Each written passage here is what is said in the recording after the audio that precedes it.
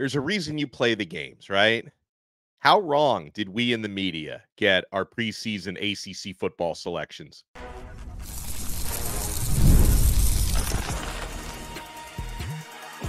You are Locked On ACC, your daily podcast on the Atlantic Coast Conference.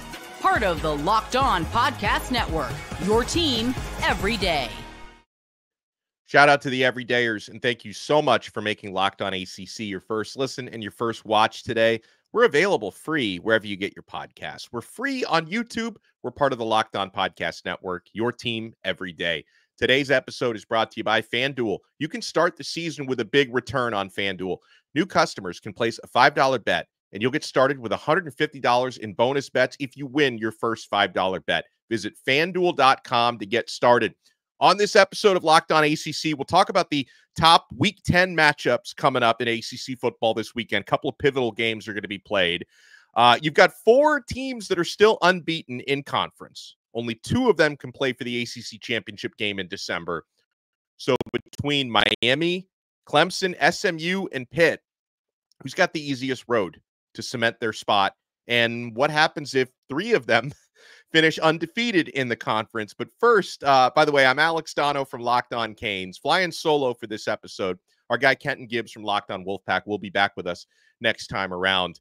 Kenton and I were both among the roughly 200 media members who attended the ACC kickoff media conference preseason in Charlotte in late July, and we had the opportunity to vote 1 through 17. Make our picks on who's going to finish where in the Atlantic Coast Conference. And since we're now about 2/3 through the season, most teams have played 8 out of their 12 regular season games. I wanted to revisit what we got right and what we got wrong. And again, I was one of about 200 votes. Kenton was one of about 200 votes. Neither of us actually had the team that was picked preseason number 1 in that number 1 spot, but I had them second place. I think Kenton had them second or third. You go back and look at what was predicted preseason. The Florida State Seminoles received 81 first place votes, almost a runaway. Clemson was 55 first place votes, so they were 26 votes behind, but the Florida State Seminoles were practically a consensus to repeat as ACC champs. And instead of being in that first place spot, Florida State with a 1-6 conference record is in reality 16th out of 17th right now, only ahead of the Cal Golden Bears. So how did we get this one so wrong? First and foremost, I don't think anyone really imagined that this Murphy's Law would play out with Florida State's offense the way that it has. You know, I mean, nobody had any illusions that DJ Uiagalelei was going to be top quarterback in the country or anything like that. You know, Cam Ward was picked as the preseason favorite for player of the year in the ACC. So far, it's seemingly playing out that way for Cam Ward, who's right in the Heisman conversation. But, I mean, everyone thought, hey, even if DJ Uiagalelei is not great, very experienced, had a pretty good year at Oregon State last year. He's familiar with the conference, having played at Clemson. Wasn't great at Clemson. There's a reason why they, essentially picked a young Cade Klubnik, young at the time, over him. And he, went out to play at a different conference for a different team. But everyone thought DJ would be able to execute Florida State's offense. And good offensive line, we thought. Really good running game, we thought. Hasn't played out that way. You knew that Florida State had a lot of youth and unproven commodities at wide receiver. They lost their top 2 guys last year, Johnny Wilson and Keon Coleman, but I don't think anyone imagined that they wouldn't be able to hold on to footballs. It's been a really rough time for Florida State's receiving core. And early on in the season, the defense has picked things up in recent weeks, but the offense completely toothless. And a lot of times the defense has looked lost. So many negative plays. Florida State, I say their defense has played better. They've only managed 3 takeaways all season long. Dead last in America, 133rd in FBS at turnovers forced. And so it really was Murphy's Law, for a team that had good vibes with their 13-0 start last year. A lot of, I would say, sympathy for not being selected for one of those 4 playoff spots. A very tumultuous offseason with all the stuff going on off the field, like suing the ACC. Haven't had a real substantial update on how that's going in a while, but one of the biggest falls from grace that I've witnessed for a team that not only won the conference last year, but was pretty substantially chosen to repeat as champions. Safe to say the media got that one dead wrong. And even though I didn't vote for Florida State first, I had them second. I think Kenton had them either second or third.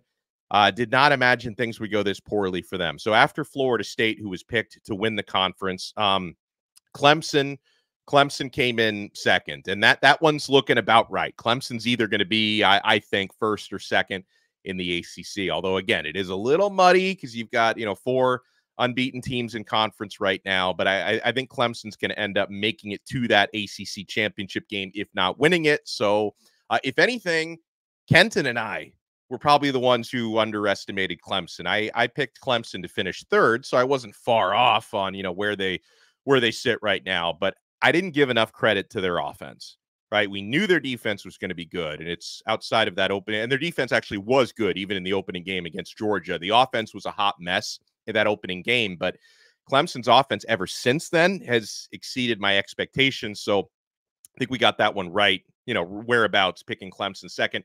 Miami picked third. I think Miami, for the most part, although, there's been some controversial finishes and all that, I think Miami has either lived up to or exceeded most expectations with their 8-0 start. They're currently, tied atop the ACC standings right now. Technically, Clemson is in first in the ACC because they've played more conference games than most anyone else, but Miami is right up there. The next one that we all got very wrong was NC State. They came in fourth in this prediction. This was another Murphy's Law type of situation. Now, at least NC State, they come off a bye week, but prior to that, they have had problems with their offense. Their original starting quarterback, Grayson McCall, had a rough start to the season, suffered a concussion. He's actually medically retired since then. NC State's been breaking in a new quarterback who's a true freshman. There's a lot of positivity about CJ Bailey, but he's not ready to lead that team right now. They've had more issues in the defense than we expected. So NC State was picked to finish fourth. In reality, NC State is 13th right now with a 1-3 conference record, same conference record as Boston College and North Carolina. So that is unfortunately a team that has fallen short. Louisville picked to finish fifth. Kind of got that one right. I mean, that's basically the way that it's been playing out for Louisville so far. I was actually really, really pleased to see that big comeback that they put on Boston College last week, because in certain situations, Louisville has just underperformed. They've made a couple too many mistakes. I mean, they played very well against Miami in a shootout. They put up a lot of yardage against Notre Dame. They just made too many mistakes in that game. They had a chance to win that game against the Fighting Irish. So that's a team that in some of their losses have kind of played below their talent level. So picking them fifth seems about right. In the reality of the standings, Louisville is sixth. So they're right near that spot at the moment they were picked to finish. Virginia Tech was picked to finish sixth. Pretty much dead on with that as well. The preseason poll has them at sixth. Right now they're in fifth in reality. Virginia Tech, by the way, I'm not completely ruling them out. Now, any team with one loss in conference, in their case, they got one ACC loss. Any team with one loss or two losses, very much behind the 8 ball right now. But if you start to get some cannibalization near the top, because, Clemson still has to play Pitt. Pitt still has to play SMU. That's happening this weekend. If some of the results of those games are a little bit topsy-turvy, Virginia Tech still has a puncher's chance in this thing. And that's another team that Virginia Tech is, outside of that Boston College game where Bashal Tutin ran for like 600 yards. I think it was 288 in reality. It was a lot of yards he ran for. Outside of that, you feel like Virginia Tech hasn't quite played up to their talent level, so maybe the best is still to come for them. Other preseason picks, SMU was picked to finish seventh. They have outperformed that expectation, no question about it. SMU, I know that they probably should have played better against Duke this past weekend, but good teams find a way to win. That's what SMU did in that one. So I think they were a little bit underrated preseason. North Carolina picked to finish 8th, average. They've had obviously a lot of issues, but they're off to just a 1-3 start in conference. I don't think we imagine that their quarterback situation would start off as poorly, or would their defense be as bad as it is. In fact, the defense has been the issue. They've actually been, playing much better offensively this year. Georgia Tech was picked to finish 9th. They're outperforming that a little bit, although they need to get Haynes King back healthy. Cal was picked to finish 10th. Now, Cal is dead last in the ACC right now with an 0-4 conference record, but they've been so close in every conference game that they've played. That's a team that based on the talent level, the way they've actually played, they've kind of underperformed. Like, I don't feel like Cal is the worst team in the conference, although they did lose to Florida State. So maybe that's case in point right there. So Cal was maybe slightly overrated preseason. Duke picked to finish 11th. They've outperformed that. Syracuse picked to finish 12th. I know that their last game was an absolute horror show against Pitt, but Syracuse is better than the 12th team in the conference. And Pitt was picked to finish 13th. They're undefeated right now, coming off a big conference victory against Syracuse. So Pitt may be it is the most underrated team on this list. Boston College picked to finish 14th. Wake Forest picked to finish 15th. Virginia 16th. Stanford 17th. So the ones that we really got wrong, Pitt was grossly underrated. Florida State grossly overrated. NC State grossly overrated. And when we come back, got to talk about these 4 teams that are still unbeaten in conference. When it comes to Miami, Clemson, SMU, and Pitt, how's this going to shake out? And what happens if 3 of them who don't play each other all end up finishing with a perfect 8-0 ACC record? You guys want to keep it locked right here. We're only getting started on this brand new episode of Locked On ACC. Guys, I'm so happy that we have Roy on board with us to give ourselves and each other an opportunity to make a difference in the NIL space. It's time to recognize the Roy Player of the Week. So far this season, we've pooled over $20,000 to support players on Roy.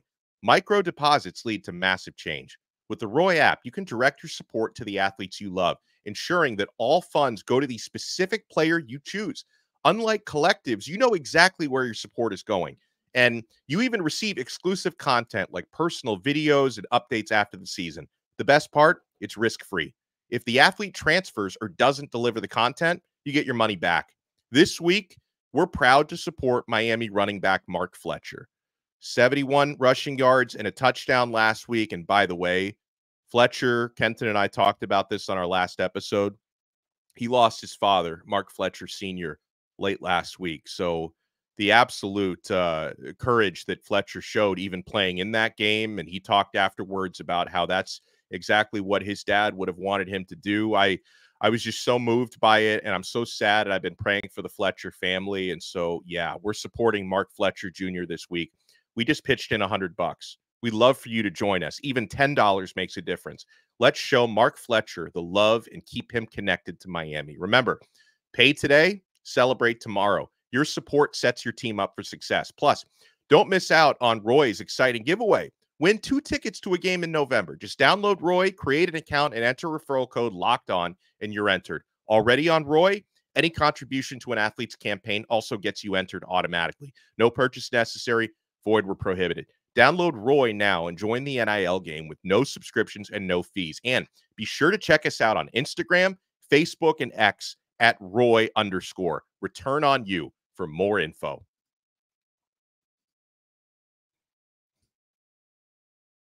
Thank you so much for making this episode of Locked On ACC your first listen and your first watch today. We're available free wherever you get your podcasts. We're free on YouTube. We're part of the Locked On Podcast Network, your team every day. All right, so you have right now at the top of the ACC standings, you got Clemson, who's 5-0 in conference. Now, remember, for just the strictly ACC standings to decide who plays in the conference championship game, the overall record is disregarded. Only the conference record starts. So it is possible that even if, Miami and if Miami were to finish undefeated, they could potentially get left out of the ACC championship game because of the tiebreakers that come in with the conference play. So the overall records do not count. Only only the conference record does, I should say. But you've got Clemson at 5-0 in conference. Miami and SMU are both 4-0 in ACC play. Pitt is 3-0. So you want to take a look at the schedules that are remaining for these teams and where they could trip up the rest of the way. Okay, let's start with Clemson. So Clemson left this year. They're home against Louisville on November 2nd this weekend. That's going to be a tough game. Clemson favored to win that one at home. They're favored by, let me take a look at that line so I don't, 10.5 points. So Clemson is favored to get it done at home. They probably will, but that's not an easy game. Louisville has not been an easy out for anyone so far this season. Things get even tougher, I would argue, after that Louisville game. So Clemson plays at Virginia Tech on November 9th. The time is still to be determined. Whether that's a day or a night game is going to make a big difference, folks, because anyone who's ever been out to Blacksburg for a night game, especially a Thursday night, that will not be a Thursday game. It's a Saturday game. But if you've ever been to Blacksburg for a night game, you know it's completely different environment. The ante is up like 1,000% there, but still a tough road environment to win regardless. So that could be a tricky game for Clemson.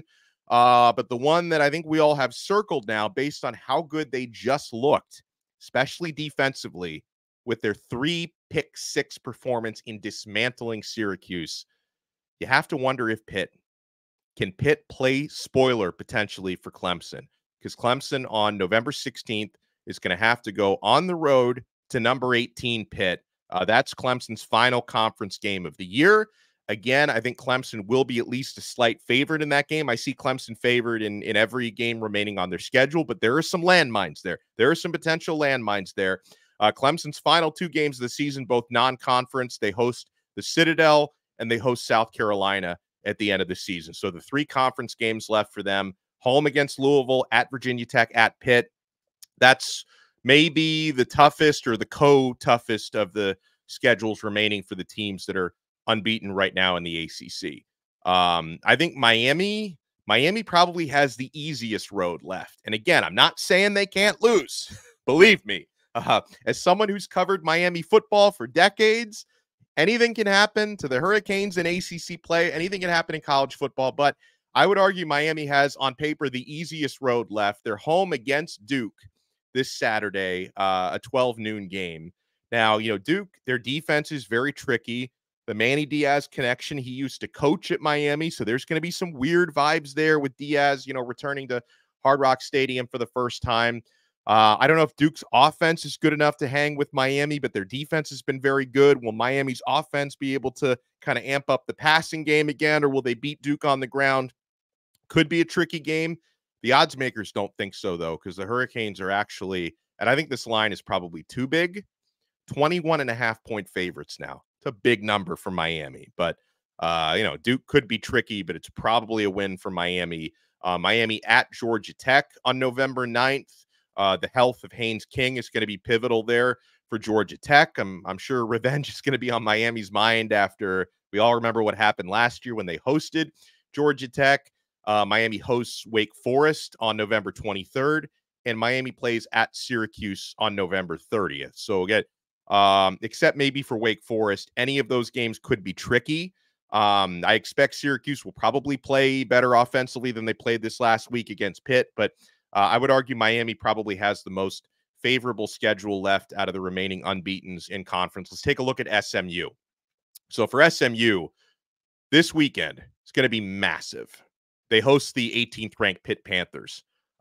Pitt, we already talked about Pitt earlier. Pitt not only has a chance to play spoiler against Clemson, Pitt has a chance to play spoiler this weekend against the Mustangs. That is going to be a massive game. If I take a look at the number there, remember SMU is at home. They're favored by 7.5. Now, I think folks are still not completely buying in on Pitt. But their linebacking core, they call them the Sharks for a reason. Eli Holstein, the numbers have taken a little bit of a dip, but he's played with so much poise at quarterback this year as a redshirt freshman. Des Reed is such a weapon for their offense. Pitt definitely has an opportunity. I understand why SMU is favored in that game, though. Then SMU is at home against Boston College. Should be a win. but Boston College has been kind of a Jekyll and Hyde team this year. They're capable of beating just about anybody in the conference, or they could lose to just about anybody. SMU then plays at Virginia, which is probably a win, but could be tricky. Then they play home against Cal to wrap up the season. And obviously Cal is 0-4 in the ACC. Cal historically, tends to play up and down to the level of competition, but that's a game that SMU should win. And that's a matchup between, two of the newcomers in the conference. But the Pitt game is going to be really tough for them. Let's take a look at Pitt's remaining schedule. Now, again, Pitt right now, undefeated overall, undefeated in conference. Going to be really tough for them to stay that way, okay? Pitt still has left, of course, at number 20 SMU this Saturday, 8 p.m. primetime game on ACC Network. That's going to be very difficult. Home against Virginia, home against Clemson, who's number 11 right now. They're going to be underdogs in that game, at Louisville and at Boston College. That's a gauntlet the rest of the way for Pitt. You know what? If Pitt finds a way to finish 12-0 with that remaining schedule, they deserve all the praise and they deserve all of us to eat crow. They were picked 13th preseason in the ACC.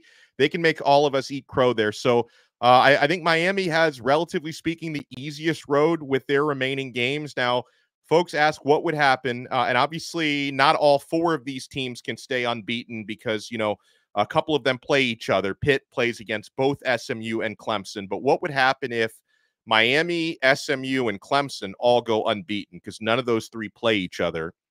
The tiebreaker for which two get into the conference championship game would depend on the ACC winning percentage of their opponents. And as of right now, Clemson's opponents have the highest winning percentage, Miami's second, and SMU's third. So obviously it's all going to depend on who the opponents win and lose to for the next 4 weeks. But if you were gonna pick the two right now to be in Charlotte, it would be Miami and Clemson, or Clemson and Miami. And it would be cool if the ACC has 3 unbeaten teams in conference, but at the same time, it would be bad optics. Because if at the end of the year, because obviously bad optics last year when the ACC had an undefeated conference champion who didn't get into the CFP. Somehow that made the ACC look bad when it really should have made the committee look bad, in my opinion. But now if the ACC has to leave out somebody just because they lost some tiebreaker that they had no control over, especially if it were Miami, because Miami has a chance to go not only undefeated in the conference, but undefeated overall. Can you imagine if a 12-0 Miami has to sit out the conference championship game so that an 11-1 Clemson and an 11-1 SMU play one another? And actually Clemson could be 10-2 because they have non-conference games left. So it would be weird if an undefeated Miami, if they go undefeated, of course, no guarantees there. If that were to happen, that would be pretty bizarre. But with all that said, it would be, bad optics for the ACC. So maybe you'd prefer if only 2 teams go unbeaten in conference. But I want to talk about the big games coming up this weekend. There are 7 football games involving ACC teams. We're not done yet. Alex Dono here. Keep it locked on this new episode of Locked On ACC. I know you're keeping it locked to FanDuel. Guys, it'll be football season, college season 2/3 through the way, NFL season reaching that halfway point soon. Get ready to tackle the NFL action with America's #1 sports book. That's FanDuel. Because right now, new customers can bet $5 and get $150 in bonus bets if you win. The FanDuel Sportsbook app gives you everything you need to place live bets on the NFL all in one place.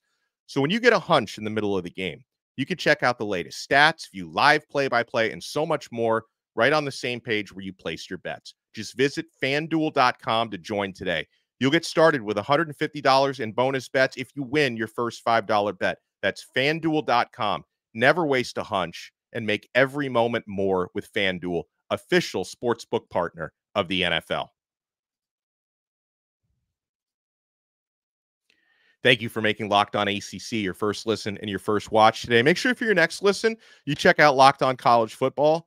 Spencer McLaughlin does an awesome job taking you through all the big games, all the big storylines, whether it be conference realignment rumors, the Heisman Trophy race, conference championship primer, college football playoff predictions. I was on with Spencer earlier this week talking about Miami. So make sure you check out Locked On College Football free wherever you get your podcasts and free on YouTube. So, all right, games this weekend in the ACC that could be pivotal towards the ACC Championship. 12 noon on Saturday. You've got 6-2 Duke at 8-0 Miami. This is a game Miami should win. We mentioned 21.5-point favorites, potential landmine game. Big thing you're going to watch out for is Miami's offensive line. They gave up several sacks against Florida State last week. Duke, very aggressive at the line of scrimmage. Manny Diaz loves to blitz. They love to bring pressure. They're very aggressive. So Miami's offensive line, which has overall been one of the better units in the country, they were a little bit off last week. They have to protect Cam Ward better. And then you have to wonder for Duke's offense, can Duke score enough to keep up with the Hurricanes? Because that's the area. Duke's defense has been stellar, great at sacking quarterbacks, great at forcing negative plays, turnovers, but their offense has been hit or miss. Now, they managed to beat Florida State a couple of weeks ago with only about 180 yards of total offense because their defense was so disruptive. At the same time, you look at what happened to Duke against SMU last week.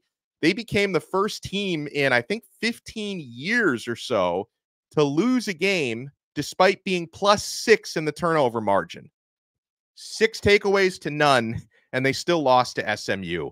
Part of that, special teams issues. They missed or had a blocked kick on 3 different occasions last week. So, the odds are against Duke, but that's going to be a huge game because Duke, they got 2 losses in conference. So it'd be difficult for the Blue Devils to get into the ACC championship picture. They would need a lot of luck.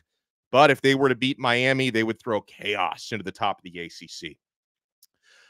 Stanford at NC State, no impact on the ACC standings there. Virginia Tech at Syracuse. Syracuse, 2 losses in the ACC. Virginia Tech with 1. The Hokies have a puncher's chance, okay? The Hokies with 1 conference loss, they have an opportunity there at Syracuse. They are 4-point favorites on the road. Kyron Drones, I don't believe has played his best game of the season yet. I really have faith that he's going to put it together at some point. They've got a dynamic running game, as we know. So that game can impact the ACC championship game because Virginia Tech, Syracuse might be out of it at 2-2. Virginia Tech at 3-1 in conference. They still have a puncher's chance there.